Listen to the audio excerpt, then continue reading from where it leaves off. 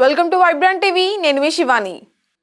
తెలుగు సినిమాను ప్రపంచ వేదిక పైన సగర్వంగా నిలబెట్టిన డైరెక్టర్ ఎస్ఎస్ రాజమౌళి. ఆయన తీసిన ఈగ, బాహుబలి 1, 2 చిత్రాలు పాన్ ఇండియా లెవెల్లో దుమ్ము దులుపుతే RRR చిత్రం మాత్రం ఏకంగా దేశానికి ఆస్కార్ తీసుకొచ్చిందనే చెప్పాలి. RRR చిత్రానికి ఆయన అంతర్జాతీయ స్థాయిలో ప్రశంసలు కూడా అందుకున్నారు. ఇక తాజాగా రాజమౌళి మరో ఘనతను కూడా సాధించారు. Academy of motion pictures arts and science, simple గా చెప్పాలంటే ఆస్కార్ అకాడమీలో చేరమని రాజమౌళికి ఆహ్వానం అందింది. రమా రాజమౌళితో పాటు మొత్తం ప్రపంచవ్యాప్తంగా 487 మందికి ఈ ఆహ్వానం దక్కింది.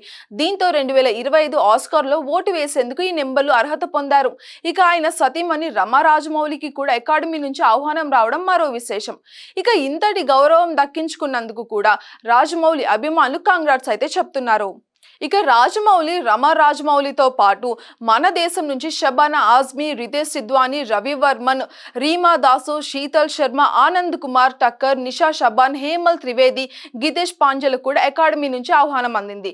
గత సంవత్సరం రామ్ చరణ్, జూనియర్ ఎన్టీఆర్, ఎంఎం కీరవాణి, చంద్రబోస్, కేకే సిందల్ కుమార్, శంభు సిరల్ వంటి వారికి అకాడమీలో చోటు దక్కింది. ఇక అకాడమీలో చోటు దక్కితే సభ్యులకి అనేక ప్రత్యేక అధికారాలు కూడా ఉంటాయి. వారు చిత్ర పరిశ్రమ పరిమాణాలను ప్రభావితం చేస్తూ ప్రతి సంవత్సరం కూడా ఆస్కార్ విజేతలకి ఓటు వేస్తారు.